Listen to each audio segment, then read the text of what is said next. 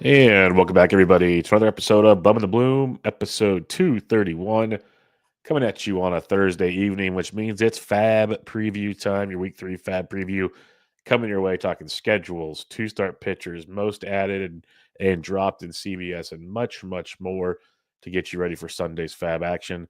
Before we get to that, you can find me on Twitter at BDintric, the podcast at Bubba Bloom Pod, and on Patreon at patreon.com/Bubba Bloom. And my co-host, as always, on Twitter at RyanBHQ. Ryan Bloomfield, how we doing, my friend? Doing good. A little bit of a toothache. Not that anyone cares, but tooth's hurting a little bit. Figure that one out. Doing all right. Worried about you though. Worried about you. Your printer has now been broken for the last 2 episodes, which is just I don't know how that works on your end, and you're all stuffed up again. So, yeah, almost like the allergies got me good tonight. The allergies got me real good tonight. So this is not ideal right before the show. So apologies to those that love the non-nasally. Bubba, you're not going to get them tonight. That's not going to get them tonight. That's not tonight. That's okay. Is this your first pod of the day? Yeah. He's got to think about it. I had to think about it. Yes. Easy. Yeah. We'll record a quickie breakfast with Bubba after this. Thanks for everyone that's been listening to that. It's been good to see the numbers go up on that one as you guys are starting to catch in. It's quick. It's in, out, gets you what you need, and we move along. That's the beauty of it.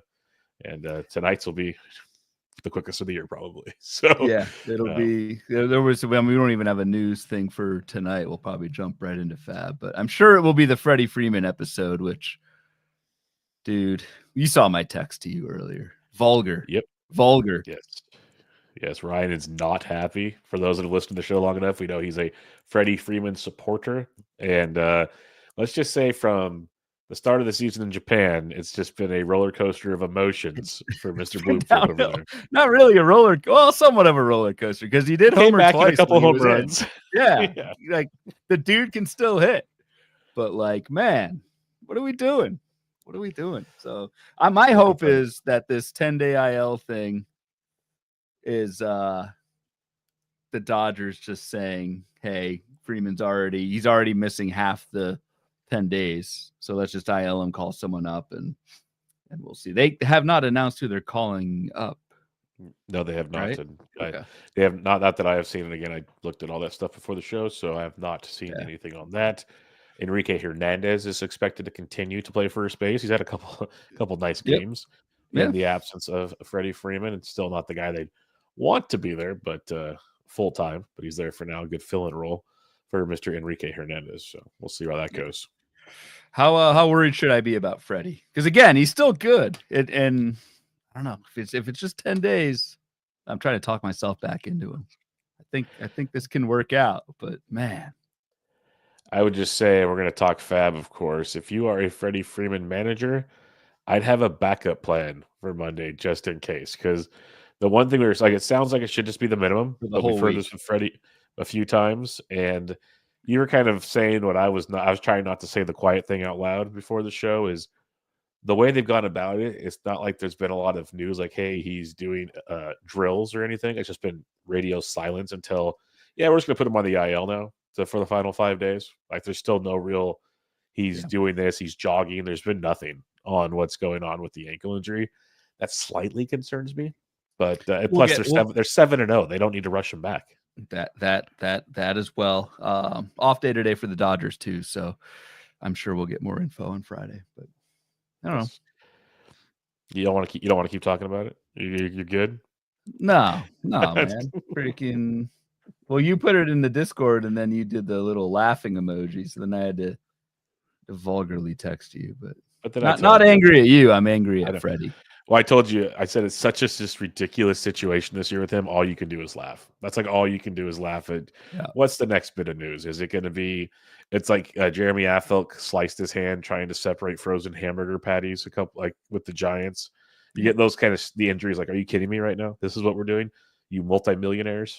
This is how things are going down. But and did he really slip in the shower? That's for the late night show. But yes, that's the late night show. Ben Tidd had his analysis on that in the Discord. But the last guy that hurt his ankle going into the weekend, Dustin Johnson fell down the stairs, quote unquote. That's in right. That's right. NASCAR. Which was later proved to Debunked. be debunked by Dustin Yes. Johnson himself. So Yes. people don't know what we're talking about. You can Google it. But we've got Joe, we got Adam, we got Uncle Ted. Uncle Ted is back. What's up, fellas? Joe says. Adam, heck, why not another eligible position? Move Mookie Betts over to first base for a few That'd days. be awesome. Let's do it. That would be awesome. All right, let's get into it. Let's talk FAAB. Week 3 FAAB on the agenda here, and Ryan's got his fancy schmancy sheets here. So why don't you kick us off with what we're going to be looking at right away? I love your descriptions of these tools, Bubba, marketing terms, tools that we have. Yeah, you know me, marketing. I'm. You are a good marketer, by the way. On certain things, not all things, obviously. Yeah. All right, so this is the weekly planner tool that yes. it's available out to all of our Patreon subscribers. I update it every day. That's what we're going to use to kind of guide our adventure through all 30 teams as we preview FAAB. So what we're looking at, especially for the YouTube crowd, for folks watching, it is a little bit repetitive, but in case we have new listeners, it's the week ahead for the hitting lineups. It's got the opponents, it's got the opposing starting pitchers, it's got the number of games for the week split out lefty righty, and also split out Monday, Thursday, and then Friday, Sunday for those bi-weekly lineup leagues like the NFBC, and then color coded strength of schedule based on K- walk of the opposing pitchers. Right now, this is still showing last year's K- walk. I'll probably flip it over another week or so. Give guys like 2-3 starts, and then flip it over to current season. But that's what we're showing on the planner. And again, if you're interested in it and the other tools we've got, Bubba, you're writing your FAAB previews on the Patreon. You want to support the show, check us out, and we'll give you extra bonus content as well as with the Discord. So I think it's well worth your while, but ultimately it's for you to judge, I guess. Yep. For you to judge is correct. Before we get started, I had to bring this one up. Uncle Ted says, Kyron Paris, over under $15 this week on average in the main. Well, if you're smart, you had for a buck last week. It's almost say for a buck last week if you're ahead of the curve on that one. All right, let's get cracking on this. We start with the AL East. We start with the Baltimore Orioles playing 6 games this upcoming week, 3 in the desert against the D-backs, 3 at home versus the Toronto Blue Jays, 1 lefty, 5 righties. Cedric Mullins should be widely rostered. I just want to bring up the fact 3 homers, 2 steals already this season. He's been absolutely amazing. But when it comes to this platoon situation, Gunnar Henderson's returning on Friday unless something really crazy happens. So Jackson Holiday is likely going back to second, and he will sit versus the lefties from time to time. Keep that in mind for the future. And Jordan Westbrook should move to third base. So Ramon Urias back to your utility role until things change. That's the bigger situations there. But I'll give you the floor to one of the most popular ads most likely this week. Yeah, I think one of the more popular ads is going to be Heston Kjerstad, just with the Colton Cowser news, IL stint, lengthy IL stint. I think Kjerstad's going to get, again, want to call him Heston Kjerstad's going to get plenty of run in left field. We'll see if he even plays against lefties. Did DH against the lefty on Monday, but doesn't really matter for us this week because it is 5 righties for Baltimore. And if we're looking at that K- walk indicator, pretty soft righties as well. So I think it's a great week for Heston Kjerstad to kind of get going, get in his groove, and hopefully kind of show what we think he can do. I don't want to say it's a put up or shut up year for Heston Kjerstad, but he's 26. You want to see this happen soon if it's going to happen for Heston Kjerstad. So I think Heston Kjerstad's probably one of the top outfield bids available this week. Yeah, he definitely should be. He should get plenty of run there. Dylan Carlson's been getting some good looks, but he's more of a daily league guy than I think a weekly roster, because with 6 games, he maybe plays 3, 4 if you're lucky. So not sure that's the guy you want to go run to add on the waiver wires, but Kjerstad is the dude for sure to get here. And as Scott Slezak in the chat here says, triple-digit bids for Kjerstad, I bet I would not be surprised. I really think people are going to go wild for some Heston for sure. I think a lot depends. I mean, has he done much yet? Lot depends what he does this weekend. I don't think I'd go that high, but yeah, I think Scott's right. It might take that much. It's 9 plate appearances for Kjerstad so far, so I'm not even gonna rattle off the stats. It doesn't matter. Yeah, he went 1 for 2 with a double and a run scored on Thursday. So striking out almost 45% of the time right now. So again, small sample, but needs to 4 get a few Ks and things 9 plate appearances. Yeah, got to get things ironed out still. But definitely something to keep in mind. To Ryan's point, there, the Orioles have other options, and they've shown they haven't wanted to be fully dedicated to Kjerstad just yet. So we'll see if this is what it takes to do so. The Boston Red Sox, they have 7 games coming up this week, 4 at home versus the Jays, 3 at the Chicago White Sox, which is always a great lineup to look at taking advantage of. Got 2 lefties, 5 righties on the docket, so you're back to a Wilyer Abreu week. If he's somehow still out there, he shouldn't be, but if he is, you go get some of that. Otherwise, it feels like most players are rostered, Ryan. Yeah, I mean, they pretty much all are. Connor Wong in 2 catcher leagues probably is. So there's not much you can do to take advantage of a pretty juicy schedule, honestly, and 7 games of it. Usually mention this at the top, but the Red Sox are one of 4 teams with 7 games this week. Every other team is 6. Toronto, Kansas City, Minnesota are the other teams with 7 this week. Good to know. Just wanted to check real quick on the old NFBC OCs. Yeah, Brady's up to 99% rostered. So as he should be. I even have that page up this week, man. Look at this. Look at you. Moving on up. You want me to do the mains or the 15s or the 12s? Yeah, go ahead and do the 15s. I'll do the OCs here. We'll have it double whammy teamwork on this one. Yes. All right, the New York Yankees, they got 3 at the Tigers, 3 at home versus the Giants. They are just crushing everything in sight right now. They have 2 lefties, 4 righties on the dockets for the Yankees. The only guy I think that you might be able to grab some shares of is Ben Rice. He's 68% rostered in OCs. And again, if you're in Yahoos and CBSs, this could vary. Ben Rice has been awesome. He's been hitting towards the top of the order versus right-handed pitching, still playing versus lefties, running wild with some pops. So that'd be pretty much the main culprit I'd be looking at in the Bronx. Yep, that's all I've got as well. And even Ben Rice himself, I don't if you're playing the streaming game this week and you're in a weekly league, I don't know if Ben Rice plays against those, or at least starts against the 2 lefties, one of which is Scooble. So Ben Rice, he's moderate for me. Did you know Paul Goldschmidt is leading off for the Yankees? Yes, I didn't really realize that. Game. Yep. Yeah. Like, what? Did you miss the Nestor Cortez start? He hit the first pitch that Goldschmidt put into the. I guess you're right. Right. Yeah, Goldie's leading off a ton. He had the day off on Thursday, but he has been leading off quite a bit. So, got that going for us. All right, Tampa Bay Rays, they have 6 games coming up, all at home or in their temporary home in Tampa. 3 against the Angels, 3 against the Braves, 2 lefties, 4 righties for the Rays. Anybody you're looking to target with Tampa Bay? I'm not going to steal your thunder. You can go off with this guy, but really it's Cam Meisner and Jake Mangum are probably going to be the 2 popular ads. Mangum getting pretty regular playing time. Meisner's been up and down a little bit, but Mangum's started the last 4 games since Josh Lowe went down. So I don't know. What's your take on Mangum before I go? Magnum PI, yes. Jesus, I knew you were gonna. I knew you were going there, but I should have just kept talking. You should have. You really should have. He's played in 4 straight games. He's hit 2nd, 3rd, and 4th in 3 of those games. Multiple hits in 2 out of the 4, hits in 3 out of the 4. He has 4 stolen bases. He's striking out 12.5% of the time, which I think is very, very solid as well, given these are all small samples. I get all of that. Over those 4 games, 0 barrels. Let's keep that in mind, but a 46% hard hit rate. So he's not a complete wash in that regard, but I love that he's in the middle of the order. He's scoring runs. They're letting him run pretty much whenever he wants. Throughout the minors, he basically had 15-plus stolen bases every single season. Never once had double-digit homers. Always hit for around close to 290 to 300.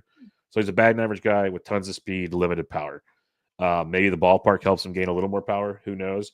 But if he's hitting the middle of that Rays order, He's going to score a lot. He's going to get on base at times. He's going to run. Like, I think he's a phenomenal pickup. He should be widely rostered in 15s. 12s is interesting, but he's a switch hitter. So lefties, righties, who gives it, as they say. He should get plenty of run as well. So I like him a lot. The fact Wisner hasn't played every day is a little less. I have him down the list from Mangum, but I like him quite a bit. And you got to remember that they are old. Like Mangum's 29 years old, so it's not like it's his first run. It's put up or shut up time right about now.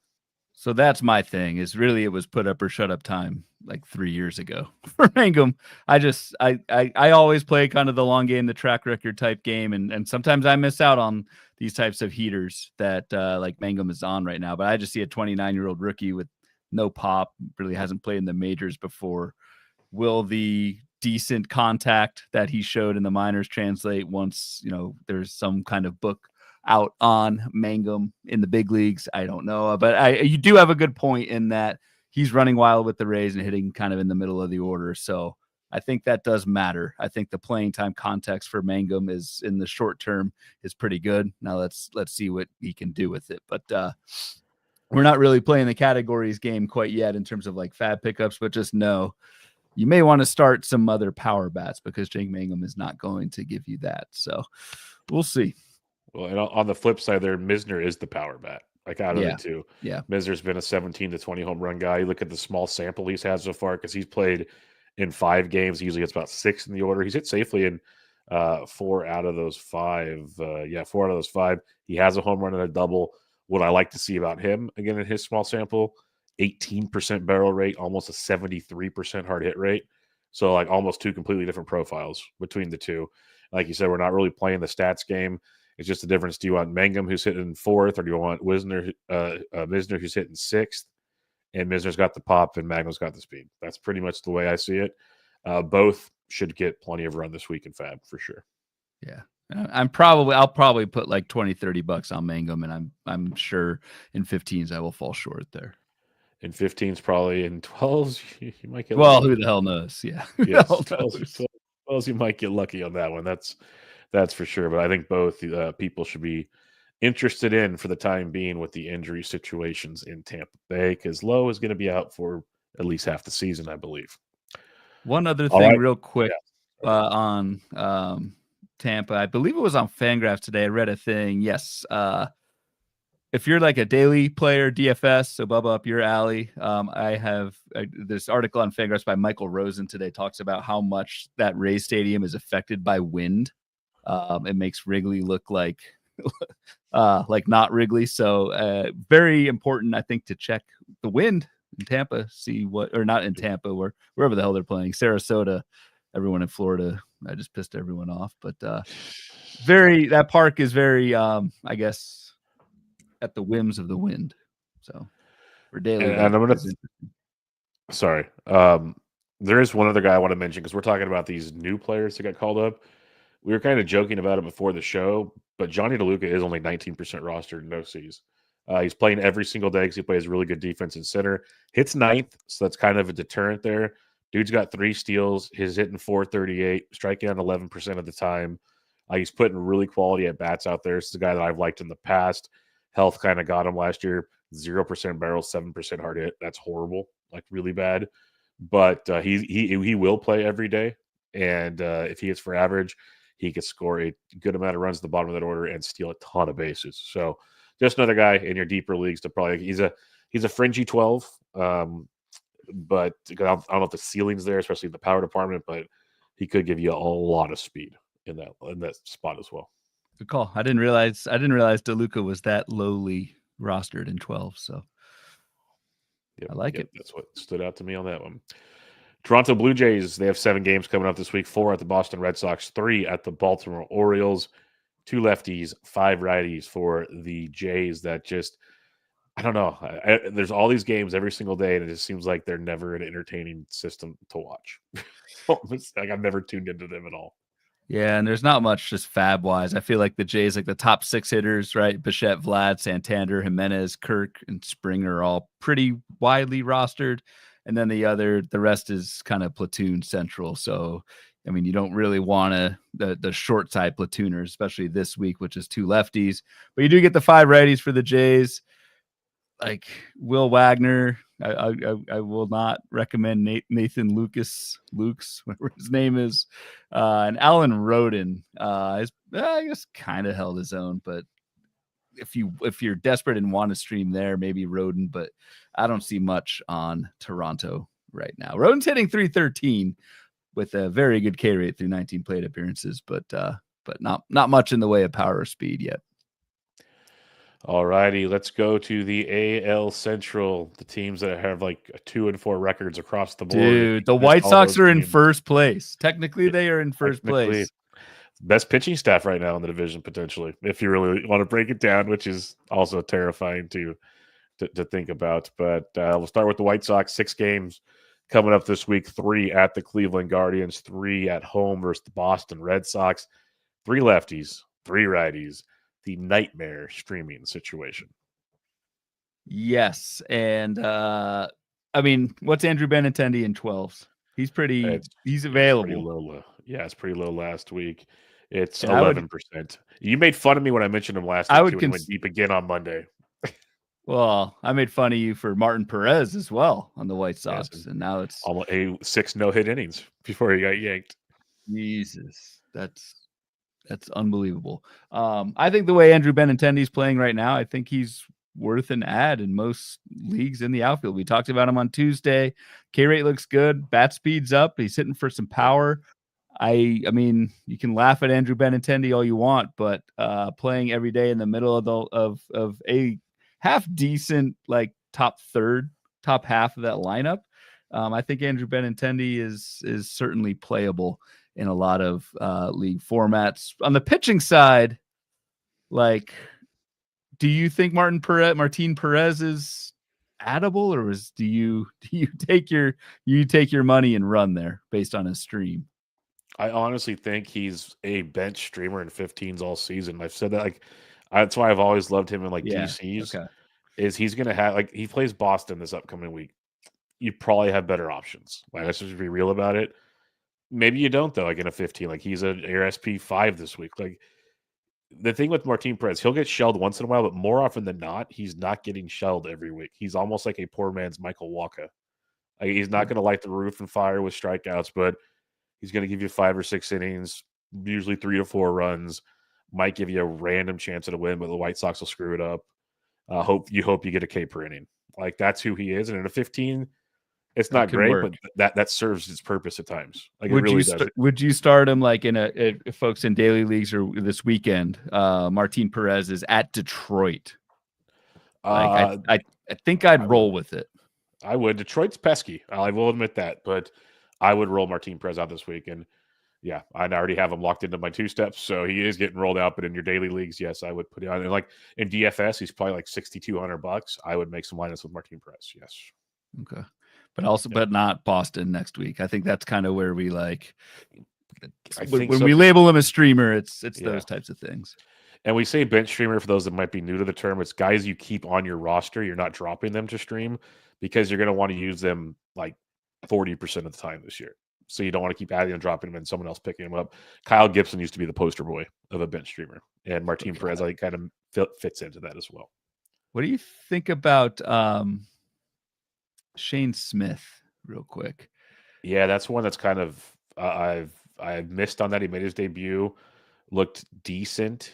It's kind of like how I felt with Sean Burke. We saw his second start was a little more like we took a step back, but again, I trust Martin Perez probably more than these two, but these two probably have better ceilings, to answer your question.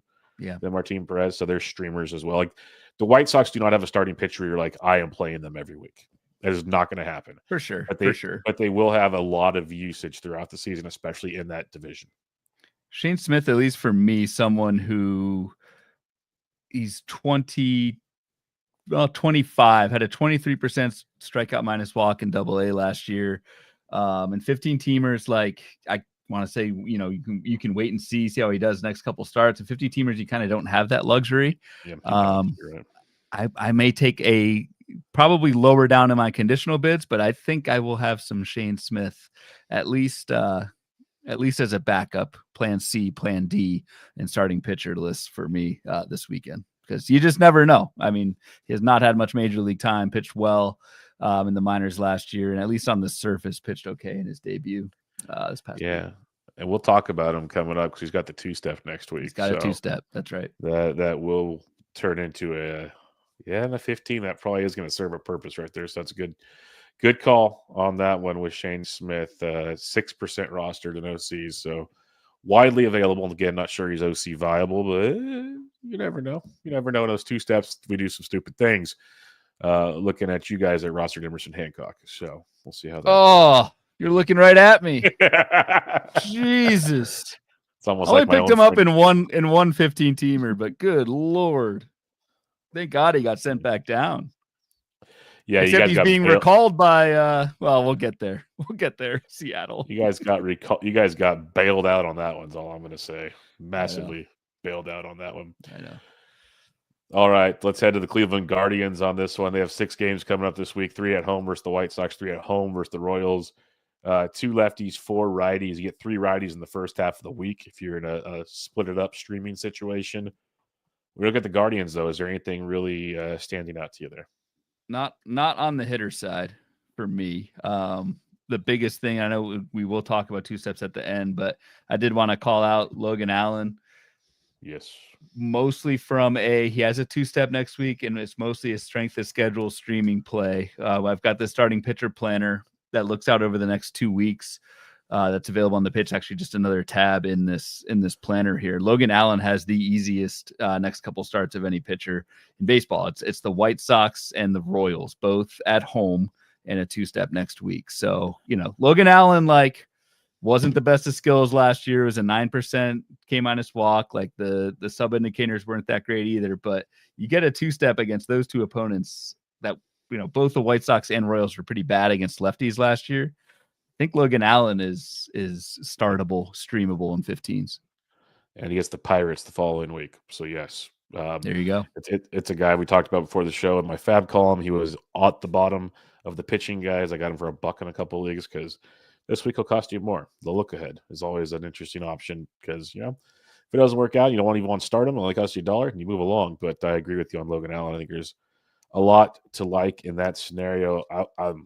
The one that got me this week was Luis L. Ortiz. I love that we saw from him last year. Everything looked like it was legit. Padres got to him. Padres got to a lot of people, though. So I guess I shouldn't get too angry about that. Luis L. gets the Angels on Sunday, so a chance at should redemption. make up for things. Make up for things. Earmuffs, Burks. Earmuffs, but should make up for things. All right, Detroit Tigers, 3 at home versus the Yanks, 3 at the Minnesota Twins, 2 lefties, 4 righties. It's Dirk Dingler season, folks. I'm just gonna throw that one out there. If you need a catcher too, this guy can rake. I wrote him. I know I wrote him up in the Black Book as a guy that just needed playing time. They needed the playing time. It's just a matter of that, and they're actually playing him a lot more than Jake Rogers. At least it's 50-50.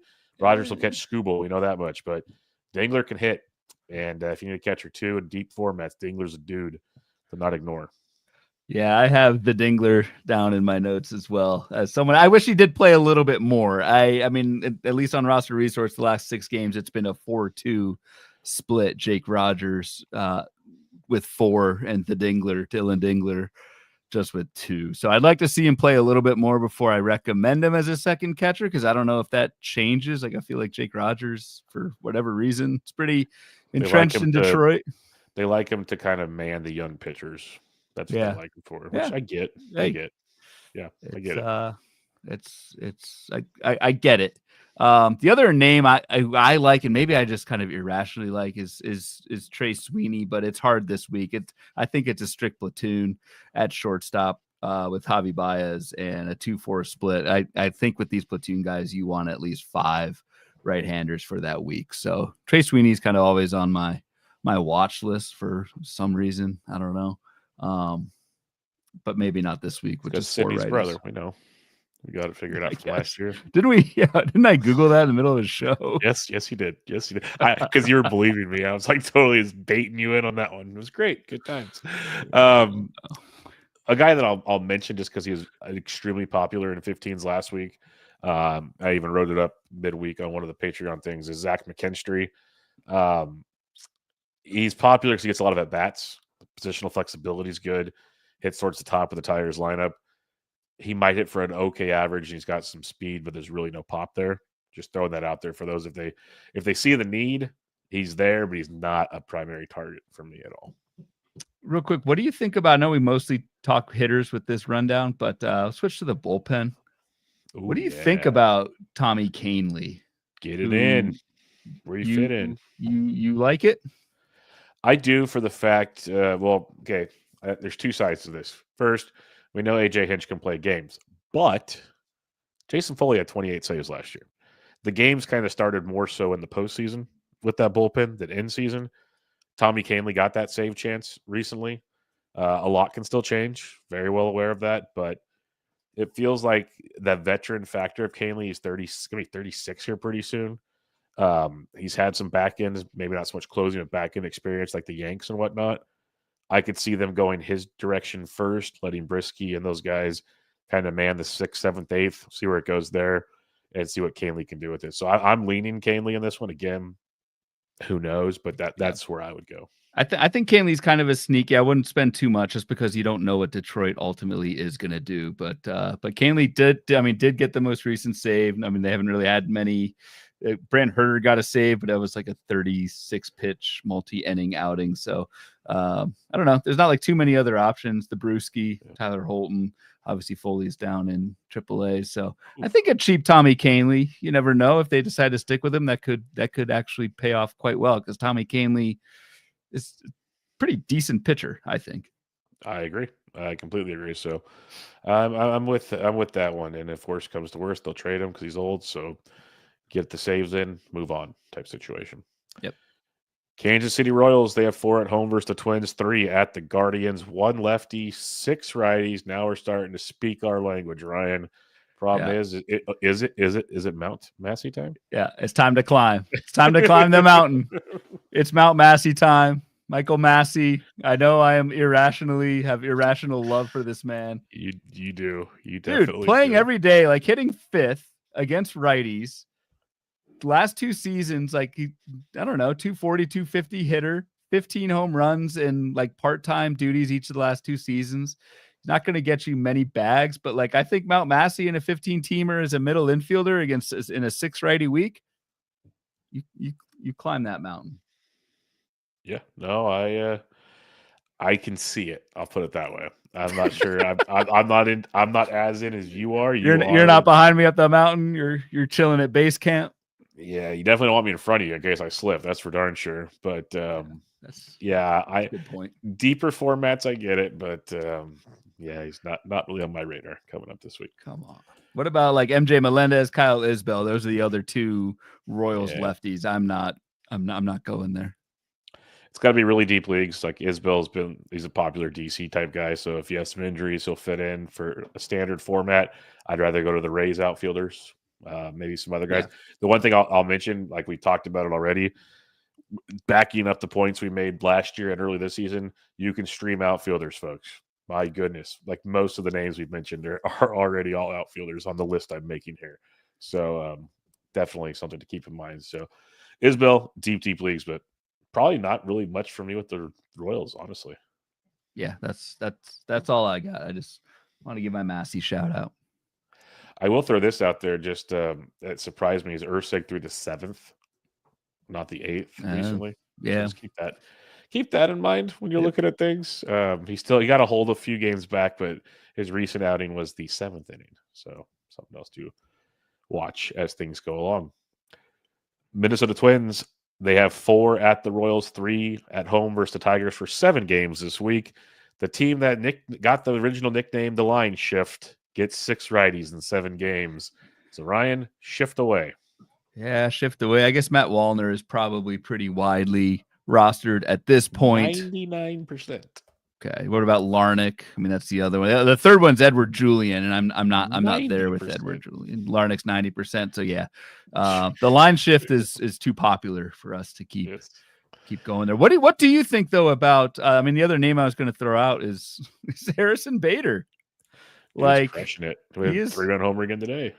He is. Did he? I did not even notice that. 2 or 3 run homer. Yeah, he's 0% rostered, by the way, in 12s. So going into today, again, just 16 plate appearances, I guess, before the 3-run homer. It's a 12% strikeout rate. So that's what, 3 strikeouts and 4 barrels. More barrels than strikeouts for Harrison Bader so far this season. At the end of the day, it's still Harrison Bader. But if you're trying to ride hot streaks and kind of catch lightning in a bottle, I think Harrison Bader in a 7-game week, pick him up, see how long this lasts. I mean, be quick to drop, but I think Harrison Bader, like I'd take him. I don't know. He's up there with like Benintendi for me on an outfield list. If you're just trying to fill spots, that could work. Don't hate it. Don't hate it at all. I think Bader is proving his worth definitely in 15s. Could be streamable in 12s. Ride him while he's hot, like you said. See where it goes. It stinks he hits 9th, but so be it. Work around that. See what you can do. Yep. Are you looking to grab some Chris Paddock shares out there? Oh, just kidding. Ouch, just kidding. Dude, that was bad. But honestly, like seriously, are we specking? Are we specking on anybody right now? On whichever Festa. I'm so screwed up between the Festas to FAAB, David Festa or Zebby Matthews. Like I feel at some point another bad Paddock outing, I think one of those two guys gets called up. Yep. So I don't know which one. That's the problem.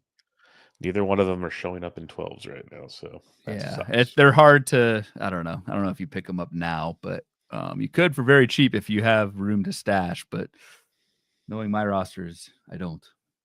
Yeah, that's how it goes. Let's head to the AL West here. The bandbox known as Sacramento Sutter Health Field. The Oakland Athletics, seriously, 6 games this week, all at home. 3 versus the Padres, 3 versus the Mets, 1 lefty, 5 righties. Don't start your pitchers and see what bats you like this week. Yeah, well, you're still going to start I'm Michael King, Dylan Cease. No, I was talking more about the A's pitchers. Oh, well, agreed. Yes. Agreed. I don't have much on the A's in terms of the lineup. Slow start for the Law Dog. Not worried. Very slow. Not worried Not at all. worried. Skills look pretty good. I don't know what Jacob Wilson, his ownership in 12 teamers is. Like he hit his home run this week, but raking, man. 77%. I'm not there with Jacob Wilson. Like that the home run that he hit, that would have Suter Park would have been the only park in the big leagues that went out. He is hitting 375. He hasn't struck out this year. Like I get that, but I feel if you're thinking of like maybe 10 plus home runs from Jacob Wilson, you saw that early home run and you want to buy in. I'm not there with him yet. What I will say is I was never buying him for the power. I know what you're saying is people probably saw that and they want to. That was never who he is. He's all about batting average, and watching a lot of those games because they played the Cubs. He had some really good just approaches. Like he's hitting the ball to right center field for singles and doubles. Like he looks like a dude that will hit for average. Like the swing is very good for the batting average department. Power, like he literally hit it. He's like you said, it was going to be a home run in one ballpark, and he found the spot there in Sacramento. But if you want to, he's probably more of a 15 than a 12, but he will be streamable in 12s throughout the season. Really good batting average guy. Not going to do too much. Maybe runs a little bit, but not a whole lot else. So, but hey, I guess weeks like this where the Athletics are at home, you kind of ride that. It's like Coors, folks. If they can score 10 runs or something, then Jacob Wilson probably gets 2 of those runs and maybe an RBI or something to go with the hit. So yeah, we're gonna call it like I used to call Arizona before the humidor. It's Coors Light, folks. So get it in where it fit in. Yeah. All right. Houston Astros, they have 6 games this week, 3 at the Mariners, 3 at home versus the Angels, 2 lefties, 4 righties for the Astros. Quietly, maybe not so quietly. I don't know. Pretty horrendous start for this lineup as a whole. Entering the day, they were 26th out of 30 teams in Team WRC plus. So that's not very good offensive production for Houston right now. I don't have much on the hitter side. I do. There is a Hayden Wesneski 2-step.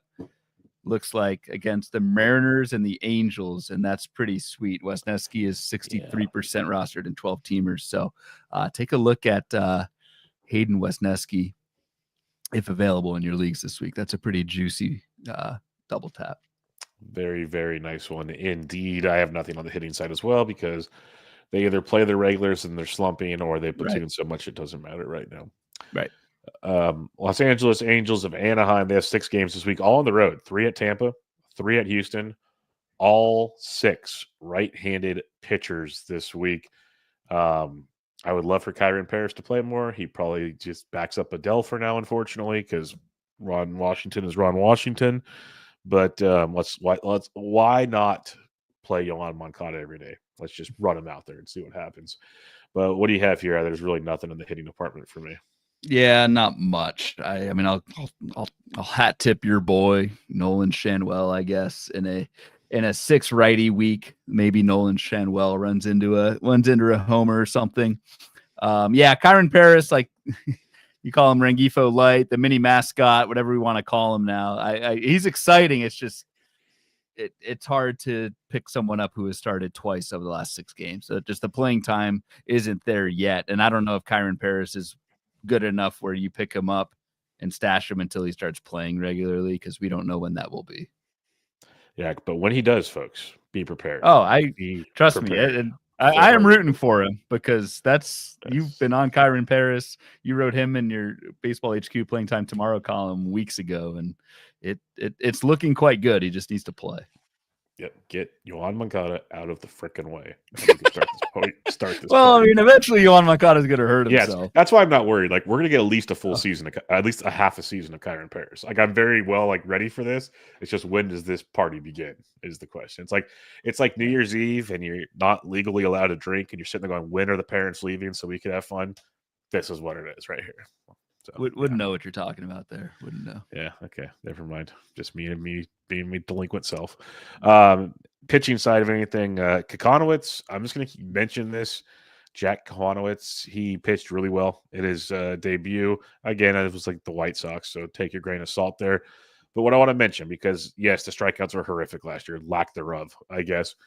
A little improvement in spring, not a lot. But when you dig into his minor league numbers, he struck out more guys. His fastball is very effective. Again, minor league, so grains of salt there too.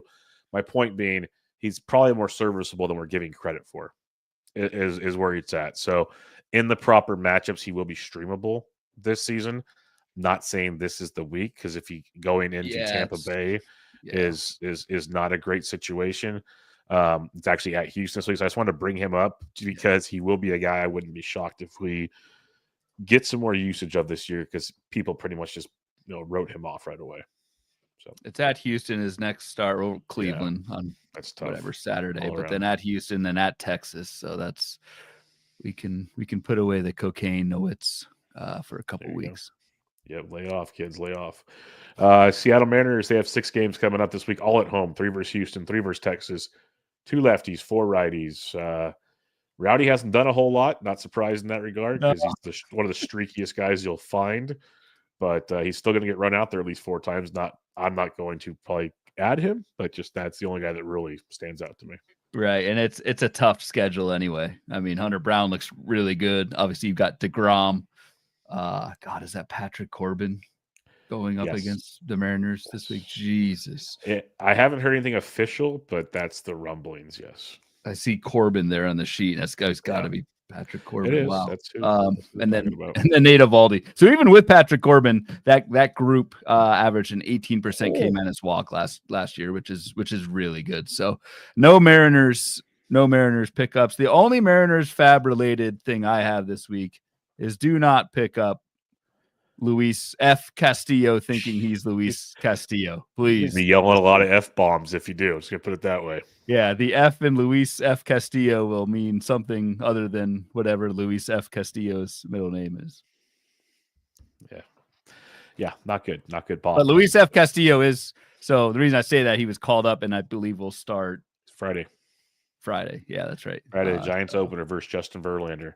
And it'll be the first time in baseball history that back-to-back players with the same name will start for the same team, Luis Castillo and Luis Castillo. So wonderful. Use that for a bar trivia down the road. Can't wait for that to screw up all kinds of these sheets and spreadsheets I make. All your fancy sheets that I named properly. So yeah, there you go.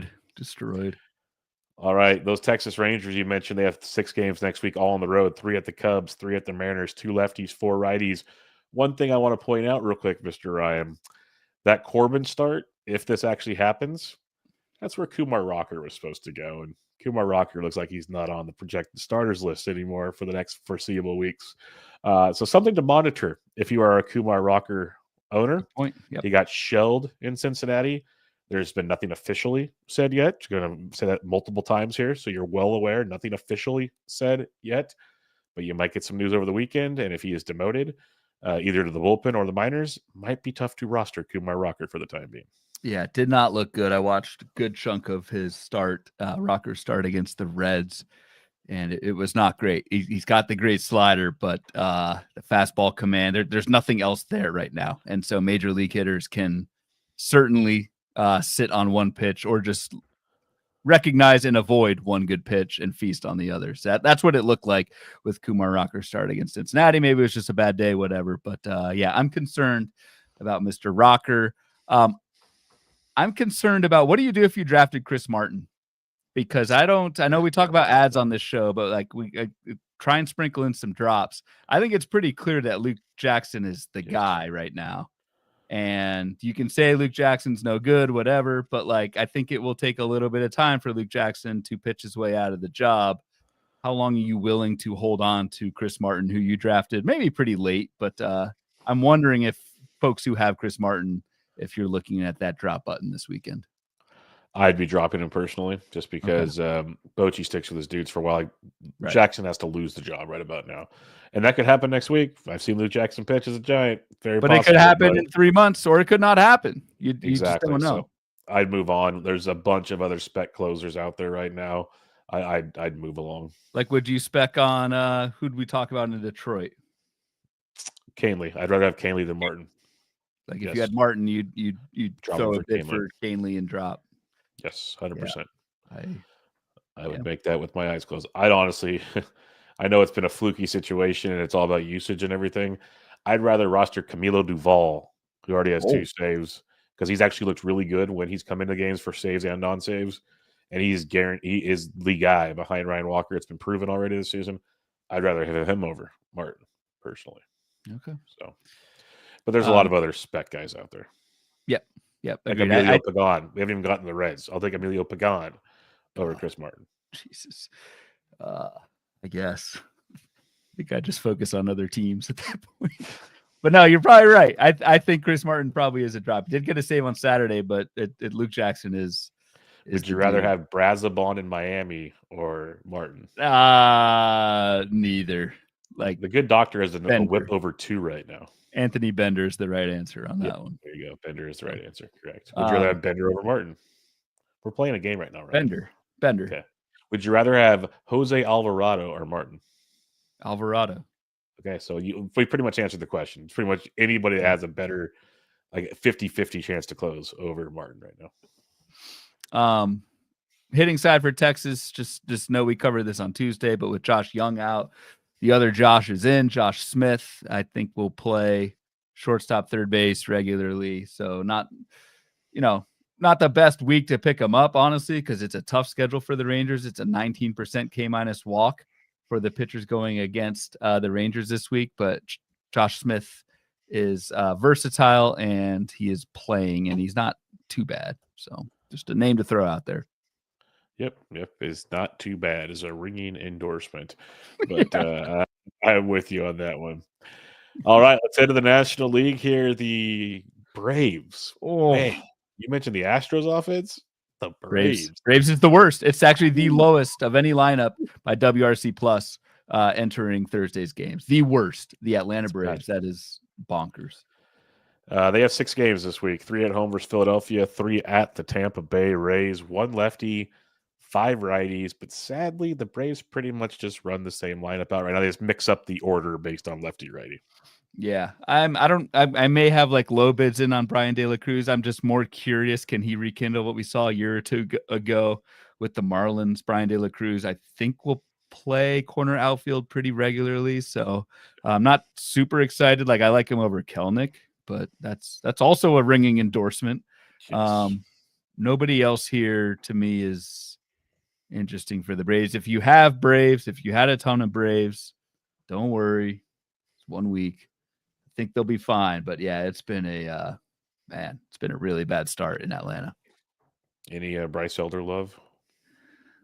No, apparently he's a really good golfer. I was listening to the No Laying Up podcast. They had a segment on the best active Major League Baseball players who are golfers, and Bryce Elder. He's not good at baseball, but he's good at golf. It's those damn pitchers. They get every fifth day, so they get to golf in between so much. Like, remember the old Braves, Glavine, Smoltz, Maddox, and Avery? They used to always go golfing, and we're like almost all scratch. It was ridiculous. Yeah. All right, Miami Marlins talked about Bender a second ago. They got 6 games this week, 3 at the Mets, 3 at home versus the Washington Nationals. 1 lefty, 5 righties. Kyle Stowers hasn't looked bad start the season. I think he should get some love here. Graham Pauly, are we buying into that one in deeper format yet? Dude, you love you some Graham Pauly. We keep bringing him up. Dude's got some pop, but that's about all. A lot of swing and miss as well. But I think Kyle Stowers is a guy that really should get some serious take. He was a popular ad in the main event last week. It's only 5% rostered in 12s. Kyle Stowers is kind of like what I thought Connor Norby might be, hitting second every day with, I think, some power, some speed, but some strikeouts too. It's kind of that same profile as Connor Norby. So yeah, Kyle Stowers I had written down as someone to at least in 15s take a look at.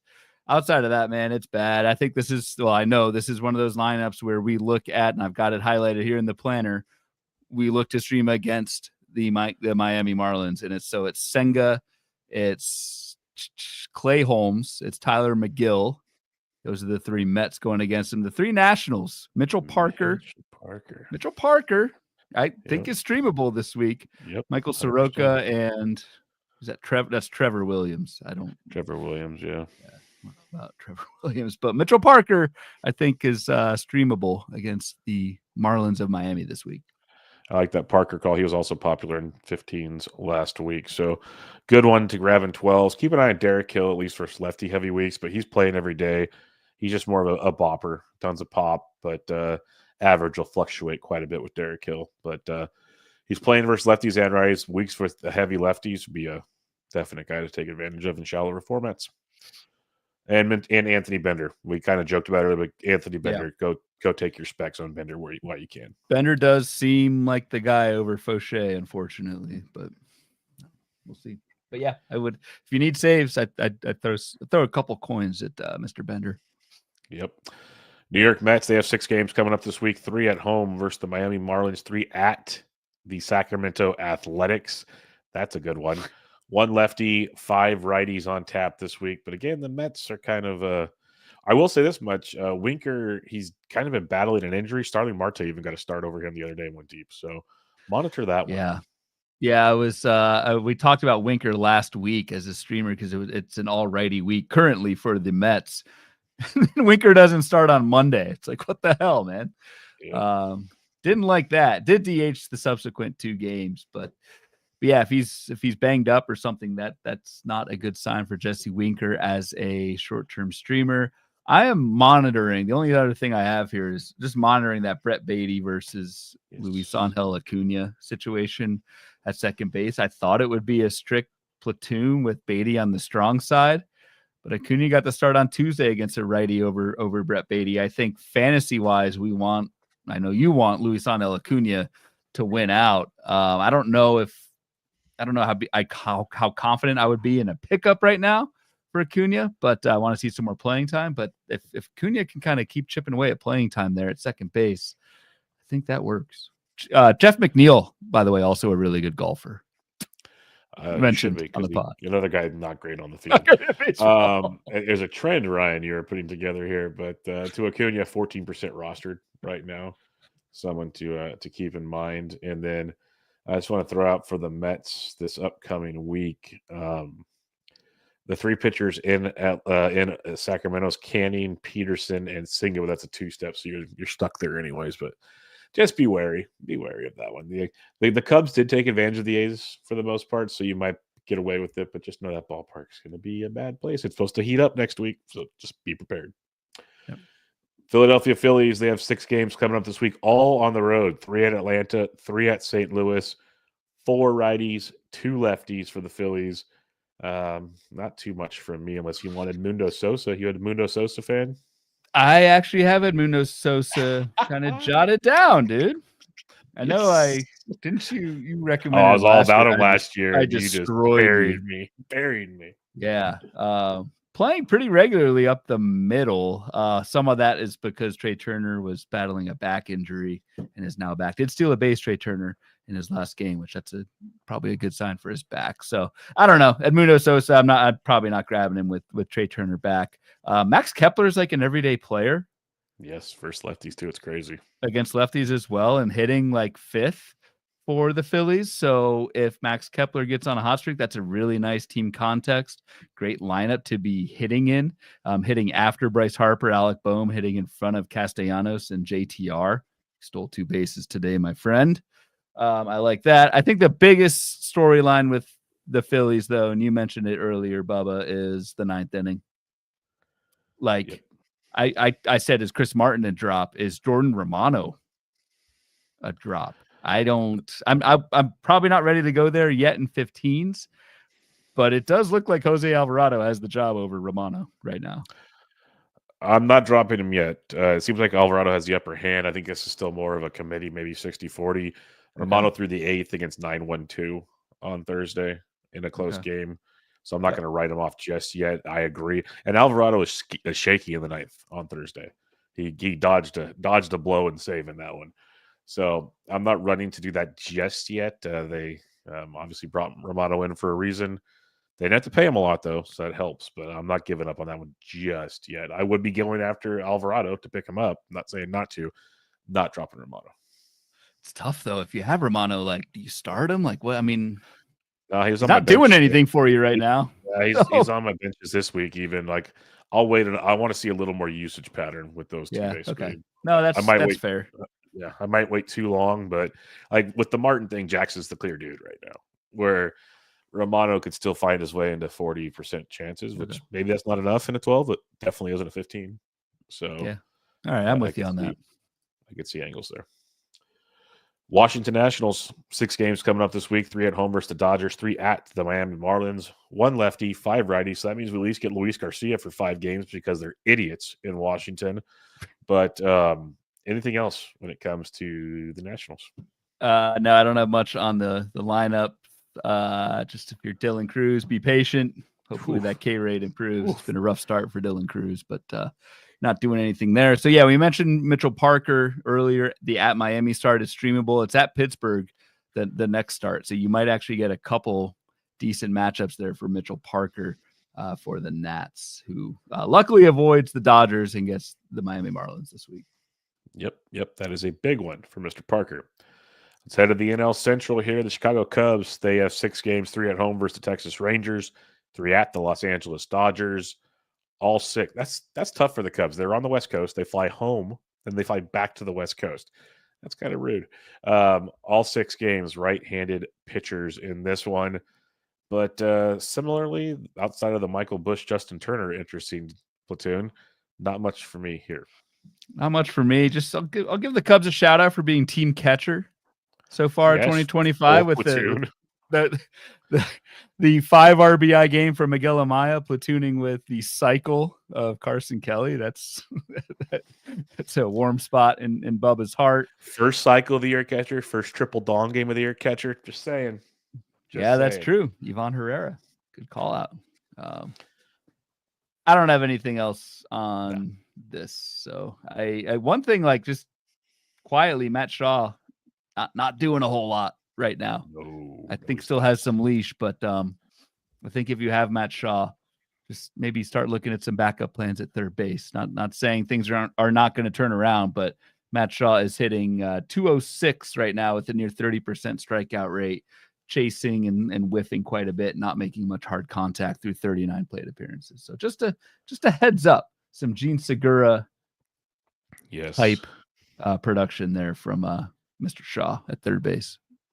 And another thing I'll say, he's 92% rostered in OC, so people are still paying attention to this. But if you aren't, and you're in like different shallower formats, you don't have to add him right away, but keep your eyes peeled for Porter Hodge, because every time I see Ryan Presley take the bump, get out of here.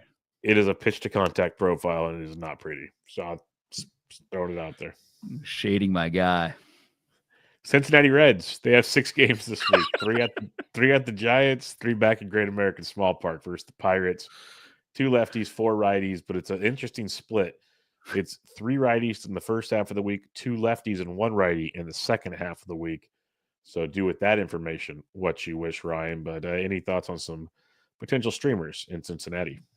There's really not many or any streamers to me. Maybe Jake Fraley. Jake Fraley hasn't done much. I want to really talk about the 9th. Like, do we buy this Emilio Pagan closer type thing? I don't know. I don't. I am, but I'm not getting heavily invested in it. I'll tell you that much. I think it's still Pagan and Cententian, basically. I lean Pagan in this one. Another thing similar to Detroit, the veteran gets the first go around here, is the way I see it going, but it ain't pretty by any means. Yeah. I mean, it could be, who knows? It could be Alexis Diaz coming back and reclaiming the role at some point.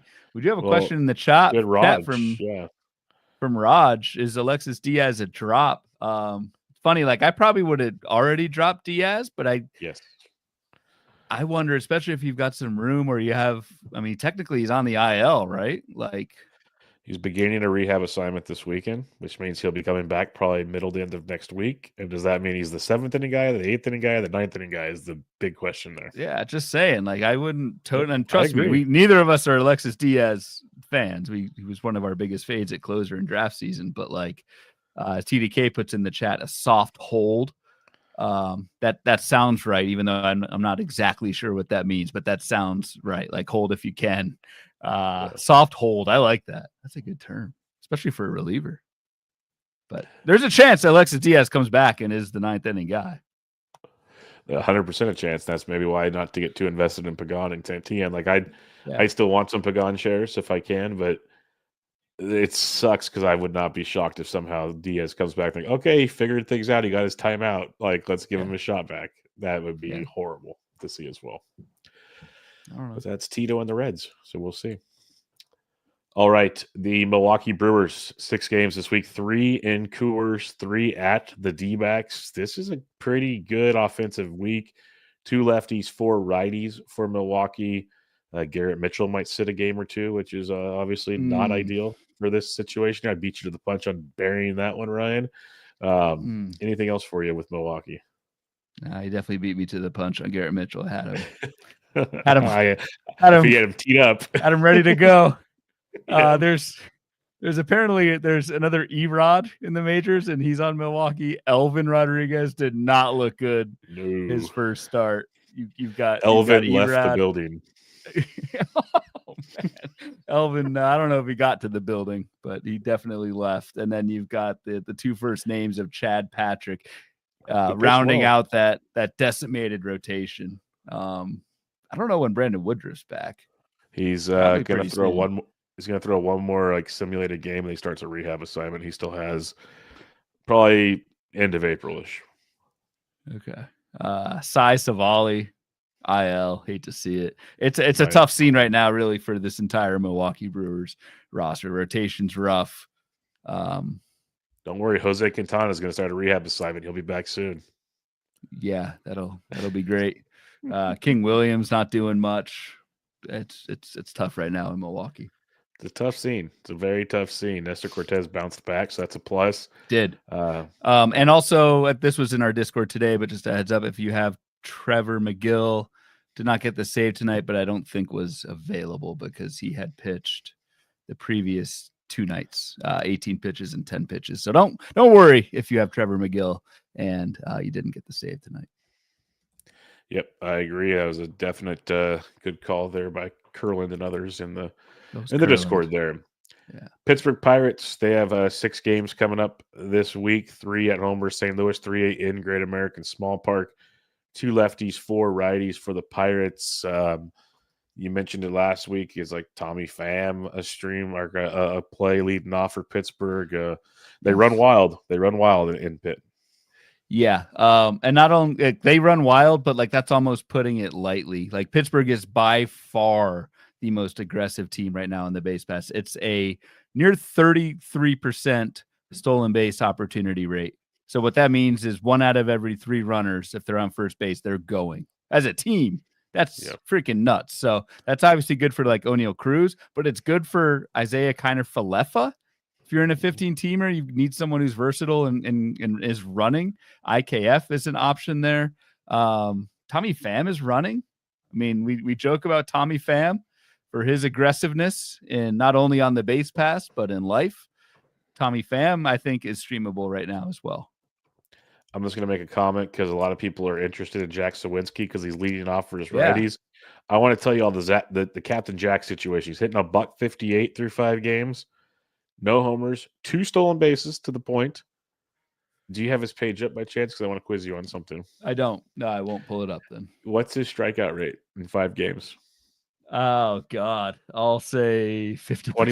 21 plate appearances. He said 50. It's 43% strikeout rate. So it's about probably 9 Ks in 21 at bats, or a little give or take in that range. No, higher than that. That'd be 33%. Yeah, that's the Captain Jack experience there, man. That's what I said. So you're getting the whole but 2 steals. Got that going for him. So. Seriously though, IKF has 4 steals. O'Neal Cruz has 6 steals. Tommy Pham has 3 steals. Brian Hayes has 2 steals. Like everybody's running, and I think that is absolutely a takeaway right now. If you need bags, and there are Pittsburgh Pirates available. So let me ask you this question because you mentioned we talked Texas. Would you rather have Brian Hayes or Josh H. Smith? Jesus. Brian Hayes hitting 208, 2 runs scored, 2 stolen bases, no ribbies, no homers. Yeah, probably go Josh Smith, but it's close. I don't know. Yeah, so I'm just kind of bringing them together as third base streams that aren't jumping off the page, basically. Mm-hmm. All right, St. Louis Cardinals 3 at the Pittsburgh Pirates, 3 at home versus the Philadelphia Phillies. 1 lefty, 5 righties on this one. This is a big week for St. Louis if there's anybody you can find to stream. The best WRC plus in baseball, best offense entering Thursday. And that's despite, and I'm not. Yeah, I know. I'm trust me, I'm not throwing shade. That's despite Wilson Contreras and Mason Wynn have done nothing, and despite that, St. Louis has been the best offense in baseball through the first week of the season. That is freaking nuts. That is pretty good. Pretty good. I don't know. Like, just had to throw that win shade out there, but I don't know. Pickup wise, like Nootbaar is widely rostered, right? Yeah, like Nootbaar should be. He's 100%. Herrera's 100%. Even Barrelson's 99%. He only plays versus lefty or righties. Okay, so he'll play 5 times this week, which is big. Yeah, it's a widely like Jordan Walker's 94%. He went deep this week, so he's maybe gonna do what we all hoped he'd do. Victor Scott's 100. This whole team's rostered. It's pretty impressive. It's crazy though. Yeah, the Cardinals doing this on the backs of Nootbaar, Victor Scott, Nolan Arenado's hitting well, and obviously Ivan Herrera. So it's nuts, man. The one I'll mention because I remember Matt Thompson talking about him forever, just waiting for him to get his chance. Not this week, obviously, with the 1 lefty and 5 righties. But if we ever get a big lefty week, Lucan Baker, dude just hits bombs. He's hitting 429. Got power. Yeah, he's hitting 429. Even that's how good this team's playing right now. But if he has a big lefty week, just dude, like that's a guy you want to be jumping on to keep in mind going forward. Like if you want to start specking for weeks ahead or whatever, like that's a dude to watch. Yeah. NL West, Arizona Diamondbacks 3 at home versus Baltimore, 3 at home versus Milwaukee. 1 lefty, 5 righties for the D-backs. Anything to interest you here? Deep league middle infield, Geraldo Perdomo's playing every day and hitting pretty well off to a hot start. I don't know how long that lasts, but I think Perdomo can at least get you some batting average. He's stolen a base, so that's an option for someone that plays. I am closely looking at center field in Arizona. Like Alec Thomas he's playing more than Jake McCarthy right now. Neither of them is playing every day, but I'm worried if I have Jake McCarthy. Thomas is the better defender. I remember that very first game of the year. McCarthy made a horrible play in center field. Like we were watching it together. We were watching it. Yep. And like D-backs Twitter was in a blaze. Like, get him out of here. Put Thomas in. Like, our team's too good to lose because of that. They're not wrong because that offense is still very good without it. So that's a baseball play more than a fantasy play, and it might be more of a thing to your point. But Alec Thomas, I think, is interesting. If he can play every day, I think there's even some fantasy appeal here. I'm a 24-year-old, had some prospect pedigree, like hasn't done much in the majors, but also hasn't like been given like full runway. And I mean, he started 2022 with Arizona. He's a 21-year-old. So yeah, like he's not going to do much. So Alec Thomas, interesting. And then Jake McCarthy, man, he's a tough start right now if you're only playing half the time. Tough drop too. And a tough drop. Agreed. It's probably an easier drop than a start, but they're both tough. Yep. In a 12, I could see if you're, deciding if you want to stash player A or player B, and McCarthy's player B, you might be dropping McCarthy. Is how that one kind of goes in a 12-15. You can't, not yet, but a 12, he's kind of getting fringy at the moment. This is tricky. Yep. I want to throw him out there again. We talk about him a lot, but Pavin Smith, he's only 17% rostered in 12s. Like that's an auto start this week. Okay. Yeah, good call. Especially right back out there. Yep. It's not only the 5 righties, but it's that that green strikeout minus walk. It's a good schedule. It's bad righties. So I like that. It's a good call. Yeah. All right. We head to the Colorado Rockies here. They have 3 at home in Coors versus Milwaukee, then 3 at the San Diego Padres. 2 lefties, 4 righties. It'll be the end of a 6-game homestand in Coors. Finally get to see what the Rockies are really made of in Colorado. But I'm not getting Mickey Moniak. I'm not getting Nick Martini. Like this just this ain't doing it for me here. Like I'm debating dropping Jordan Beck. I'll say that much because this is getting annoying. But like he's legit sat the last 2 games versus right-hand pitching. So, I did not realialize that. I see that now too, though. That's like if that continues over the weekend in a 12, he's a drop, unfortunately, for me. Agreed. The one hitter that is getting regular playing time that I think is a surprise to both of us is Hunter Goodman. Heck yeah, that's a big surprise to me because I realized how many early shares I had when I was all aboard the train and then until you the backed Scott off. Stallings situation. Yeah, because Scott Stallings, Jacob Stallings. I always call him Scott Stallings, the golfer. That's a joke. Like that's a running and Freudian slip / joke at this point. But yeah, the Goodman, that's a great call on your part because he even DH today. Yeah, right. 99% rostered though. So oh well, that's the shame. Okay, never mind. Yeah, there's nothing. I mean, like Kyle Farmer's not doing it for me. Tyler Freeman's not playing, and yeah, Jordan Beck. If he continues to sit, that's a pretty quick drop for me, unfortunately. All right, let's go to the Dodgers. 3 at the Nats, 3 at home versus the Cubs, 3 lefties, 3 righties. That's not much for me at all. Except Enrique Hernandez. Right. I was going to say freaking Kike because of the shower. So I don't even know where. Not Enrique's shower. Let's clarify that real quick. Yeah, we think. Well, yeah. Okay. We'll end that one there.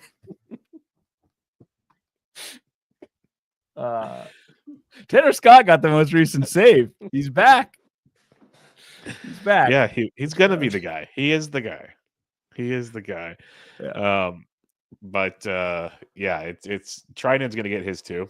Like so, similar to the thoughts on like Duvall, Camilo that I had earlier, and some of these other guys. Like I'm not opposed to a Triton. Stash at least in 15s where he'll be formidable. Like he pitched the 8th the other night when Scott got the 9th. He'll get his chances when Scott's doing either a high leverage or gets the night off. He'll be trying. So Kirby Yates is 97% rostered in main events, so he's been dropped. He should be dropped a lot more. I think Kirby Yates is a drop. He hasn't even pitched in the 9th inning. I was about to say that, and even in some of the last couple games, he hasn't pitched at all. It's been like Vesia to Triton to Scott type stuff. Like right. Yates is like a 7th inning arm right now.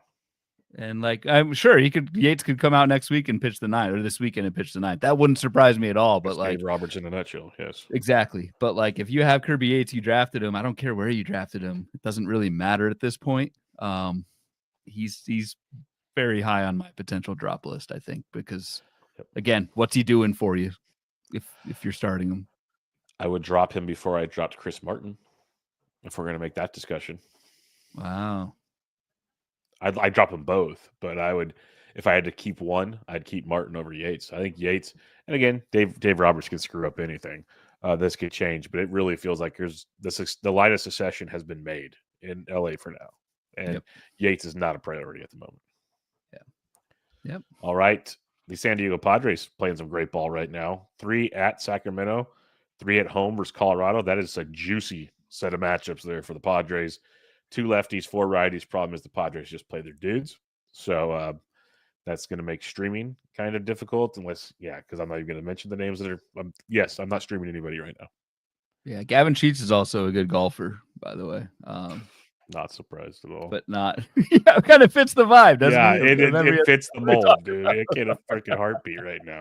Yeah, I got nothing on the Padres. Robert Suarez looking quite good in the ninth. Yeah, that one's already starting to hurt. And it's only a weekend. Could change, but looking good so far. 3 saves looks real good. Real good. All right, last but definitely they are least. They're actually playing some really good ball too. San Francisco Giants 3 at home versus the Reds, 3 in the Bronx against the Yankees. 1 lefty, 5 righties on tap for you this week. Like you could go with your Lamont Wades in deep formats. He finally had a home run, but he's not playing great ball.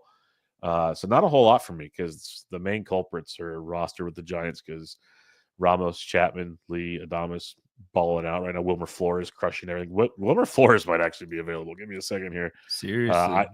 I'm not a Flores he definitely dude. is available. 3% rostered. Yeah. Yeah, definitely is available, Wilmer Flores. But Yastrzemski also a good golfer. I'll stop with that, but he was also mentioned. Keep hitting the same freaking profile. You're doing great with that one. But yeah, Flores deeper formats. Might as well run the hot stick while you can. Like I made the joke, he must have after every at bat, he must have to go see a freaking P cup to get tested the way he's swinging the bat right now. He had 4 total home runs last year. We're already there, folks. A week into the season. Yeah, that's bonkers. That's bonkers. And no worries at all about Ryan Walker, right? Even though Duvall 2 saves since Sunday, Walker 1. Walker was unavailable with a back and then had pitched 2 days in a row before Duvall's second save. So yeah, backs can always be interesting, obviously, but he was unavailable for 1, and then he came in the next day with a non-save he was warming up during a save situation. They scored too many runs. They let him back in just to give him some work. So that got washed. Then he got the save the next night, pitched back-to-back nights, and then Duvall got right. That's why the Giants are playing good enough ball for now that Duvall's going to have some weird value for the time being. So something to monitor there.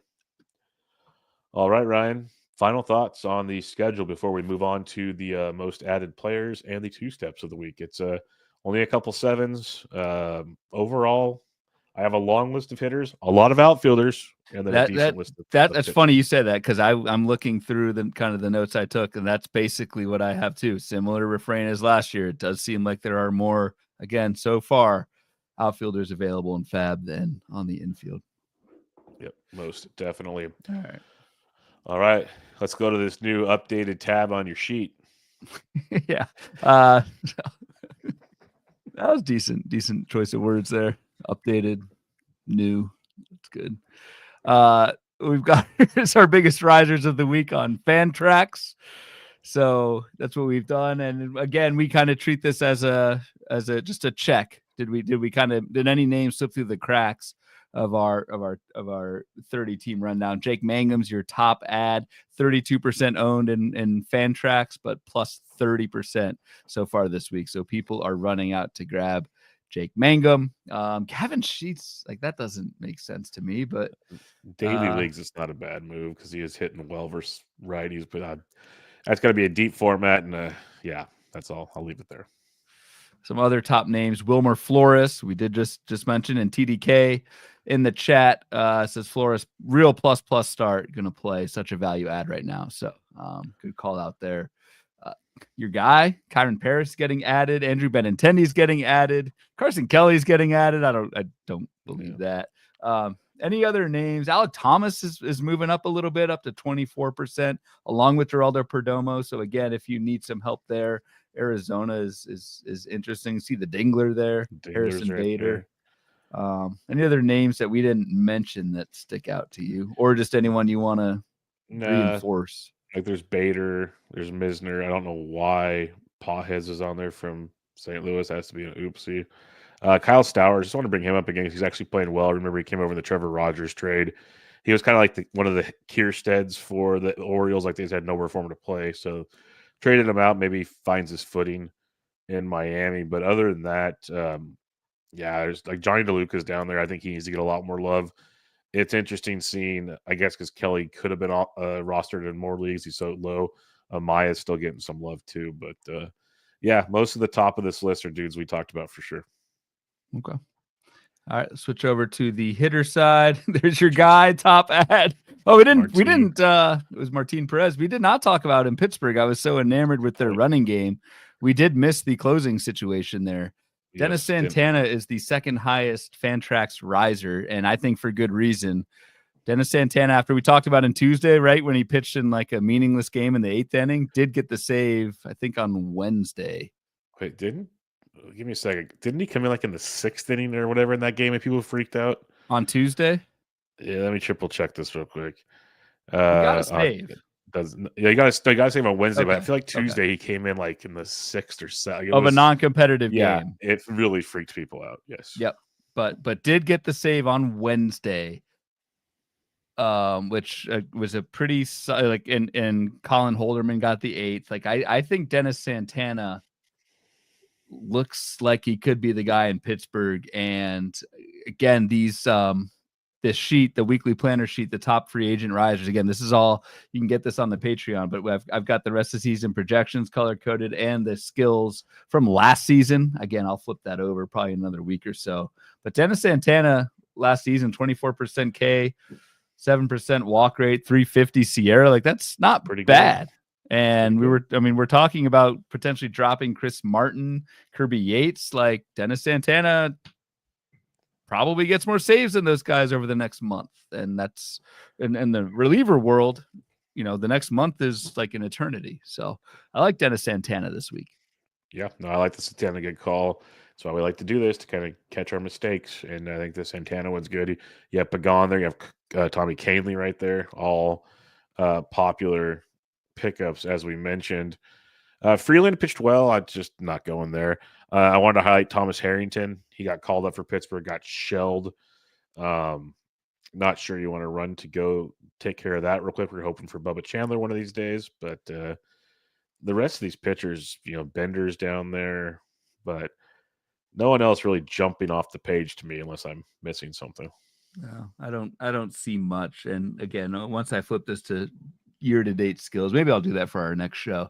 But it'll be pretty obvious which pitchers are pitching the best right now. How would you rank? So just real quick to wrap up the closer talk, we've got Dennis Santana, Pagan, Kahnle, Bender, Alvarado. Ooh. How would you rank those 5 right now going into FAAB? I go Bender 1, Santana 2, okay, Alvarado 3, Kahnle 4, Pagan 5. I would do the same, except I do Santana over Bender 1 and 2. That's fair. That's fair. Splitting hairs. Yep. Which I don't have many to split, so it makes sense. Makes total sense. Yeah. All right, you ready for some two-step action? Let's dance. Let's do it. Arizona Diamondbacks, Zach Gallen versus Baltimore versus Milwaukee. You start them after those 13 Ks and you're prepared to be disappointed? Yes. That's going to happen because it just always does. Athletics. Yep. Luis Severino versus San Diego versus the Mets, both in Sacramento. See, that's difficult. Luis Severino's pitching well, but I think I'm sitting that. He got smacked around by Chicago, dude. If he somehow lasted, he lasted 6 innings, and he got. I think I was watching. I think he got 4 of his 6 strikeouts in the last 2 innings. I'm more thinking of the Severino I saw against the Mariners his first start, and that's the Mariners. Yeah. So I'm not starting him this week. Okay, yeah, agreed. Chris Sale versus Philadelphia. At Tampa, you're starting. Zach Eflin at Arizona versus Toronto. Yes. Yeah, you're doing that. Crochet, you're starting. Tanner Houck versus Toronto at the White Sox. Yes. Yep. Yes. Yep. You just hope he survives Toronto. Justin Steele, you're starting versus Texas and the Dodgers. Yes. Yeah, I mean, not an ideal 2-step, but you're starting 2 starts of Justin Steele. Yes. Agreed. Hunter Green at the Giants versus Pittsburgh. You're doing that. Logan Allen, we already said yes to the White Sox and the Royals. Would you do it in a 12, Logan Allen? Yes, I will. Okay. That White Sox start's great. The Royals, they could get it going, but they even struggled versus lefties last year. That offense, for some reason, just doesn't get it. And then I'm loving that Pittsburgh start the following week as well. And Ben Lively's a two-step versus Baltimore and Pittsburgh next week if you're feeling frisky in deeper formats. Colorado, Kyle Freeland versus Milwaukee at San Diego. God, I could see see it in a I 15. could see it in a I really 15. could. I could see it in a 15. Yep. Yep, Milwaukee's struggling right now. San Diego's tough, but I could see that. Freeland's like he's kind of that Martin Perez guy. Like he'll get shelled once in a while, but more often than not, he's going to surprise you and be just good enough. And April Coors is not summer Coors. Great point. Great point. Your boy Shane Smith of Chicago at Cleveland versus Boston. I guess he is my boy now, isn't he? Jesus Christ. No, I don't think I'd do it. I'm intrigued, but I'm monitoring from afar. I am now disowning Shane Smith as my boy. If that's even is Shane Smith? I think so. No longer my boy. Detroit, Casey Mize versus the Yanks at Minnesota. We're doing that. Yeah, it's tough, but you're doing it. It's very tough. You already said yes to Wisniewski at Seattle versus the Angels. Yeah. Probably one of the best two steps of the week, honestly. Yep. Royals, Lorenzen versus Minnesota at Cleveland. I don't like Michael Lorenzen. I never have. I'm not doing that. No, I'm not doing that either, but Cole Reagans, yes. Angels, Kyle Hendricks at Tampa at Houston. No. Dodgers, Dustin May at Washington versus the Cubs. Yes. Miami, Gillespie at the Mets versus Washington. He's been sneaky good so far, but those I don't trust it, and like it's just so hard to get wins on the Marlins. I'm not doing that. I'm with you. Milwaukee, Freddie Peralta, you're starting. Minnesota, Simeon, Woods, Richardson at Kansas City versus Detroit. That's a nice two-step. It is. I don't know how good SWR is. What's that? A lot of pitch. This would be a lot nicer versus David Fester, Zibby Matthews, but yeah, I digress. I don't think I'm doing that, even though it's nice matchups. 15 maybe, but I'm leaning no altogether just because way too much pitch to contact for my liking. And but it is great matchups, Royals and Detroit. So at a 15, I can see it. At 12, no. Pablo Lopez, you are starting. Kota Senga versus Miami at Sacramento. I'd say yes. Yep. What the heck? Oh no, I was wondering how the Yankees didn't have a two-step, but it's because Clark Schmidt comes back next weekend. Supposed to. That's still tentative, but Clark Schmidt's supposed to be back next weekend. So if you want to go add Clark Schmidt, knock yourself out. But that shoulder thing still worries me. Philadelphia, you're starting Zach Wheeler. Pittsburgh, Ladonsky versus St. Louis at Cincinnati. No. Yes, that's a no. Michael King, yes. Logan Gilbert, yes. Logan Webb, yes. Matthew Liberatore at Pittsburgh versus Philadelphia. No, but sneaky decent skills from Liberatore last year. So keep an eye. But no, I'm not doing it. Tampa, Shane Boz, Angels, Braves, both at home. Boz looked great in his debut. I know. I'm wondering, well, it's one start. We were both very much off of Shane Boz, but we'll see.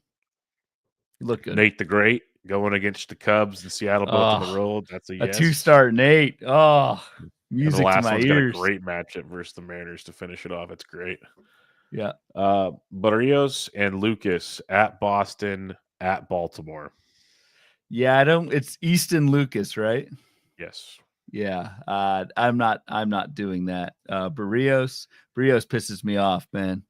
Yes, he started him for his first blow up, benched him. I guess the second start wasn't that great, but I don't know. Would you start Barrios? I would. In a 15 probably, but I'm leaning no to both. Lucas, no for sure. Correct. Agreed. In Washington, Trevor Williams versus the Dodgers at Miami. That Miami start looks oh so nice, but that Dodgers start, oof. Yeah, that's nuclear potential. Take a one-start Mitchell Parker instead in Washington. Yes. Some weeks it's better for one-star pitchers, folks, or your spec guys like your Duvals, your Trinans that are eighth inning guys that might get a save. Like those guys are better this week, and then some of these two steps. So yeah, keep that in mind. All right, we got some listener questions before we head out of here. I got a couple in the chat here I highlighted. Todd Bono says Kierstead or Garrett Mitchell. Man, Garrett Mitchell's really fallen, hasn't he? Straight to the freaking heart on that one. I'm going Garrett Mitchell still. I am too, actually. Yeah. Joe Reese says Rodin or Mangum. I'm going Mangum. I am going Mangum as well. If that question was asked to us like 2 months ago, I had no idea what sport you're talking about. Mangum PI. Or never mind, I'll keep that joke for a later date. I got another one with them now. It's gonna be awesome. I hope he sticks all season. It's gonna be really good stuff. Adam Bunchen has a comment here. It says 2 steps can be tricky predicting. Lots of poor weather throughout the weekend. Maybe back end starting pitcher gets to turn skipped. Impossible for you guys to predict. Just saying. Totally agree. But yep, especially this early in the season. Yep. Bad weather is abound. Yep. All right, time for the listener questions in the old Discord here. And let me scroll. There we go. From Ross Hawk says, would you hold or drop Tyler Freeman in a 15? I would drop. He's not playing enough for me to hold. Agreed. Smokey Joe says, more general question, but what's the ideal breakout on your 7-player bench at this point? i.e. 2 lefty bats, 2 streamers, an IL stash. So that's one question. You got 2 questions. So what's your normal 7-player bench look like? Usually it's coverage at outfield, corner, middle. So that's 3 hitters, probably 3 pitchers, just because you want to stream from that, and then 1 stash. Again, it either injury stash, minor stash, whatever. That's that would be my ideal bench. It's on my teams. It's not always that way, just depending on what it is, but that's how I would ideally do it. Completely agree. And when it comes to the pitchers, Ryan mentioned 3. It's like some weeks I'll start 3 relievers, some weeks I'll start 1 or 2 relievers. So the pitchers on the bench fluctuate, but if anything, it'd be probably 2 starters and 1 reliever on the bench, if not 3 starters at times to move them in and out, just to try to maximize that as well. Smokey Joe also says, are middle relievers who you drafted as potential closers worth holding on to, Irseg, Jax, Garcia, etc., or drop them for prospect call-up stashes and injured players? I would not drop them for prospect call-ups or injured players, but what I have found mostly is if I have a reliever on my bench, it's someone who I think has a decent shot at the 9th, and if not, I'm usually dropping them. And Griffin Jax has been really good the last few years, and if you start him every week, it actually can work out, but it's not something I typically do, which isn't saying it's the wrong move. Agreed. Completely agree with you. Adam in the chat says, where's the line on adding Jordan Hicks? He's available in most 12s. I agree. We didn't mention him. It's a great point. Yeah. We talked about him on Tuesday's show. I'd say roll him while you can before this new philosophy in pitching goes up in flames, but or his any limit or whatever else comes to fruition. But when you're looking at Jordan Hicks right now, he's at the Yankees, which is tricky, at Philadelphia next week. So I get the question. I get the question in play, but those matchups don't get me warm and fuzzy, to be truthful. Agreed. It's against Seattle this weekend, so that's nice. But then, those other 2, that's tough. So I don't know. I like the Jordan Hicks, like in the short term, like while he's healthy.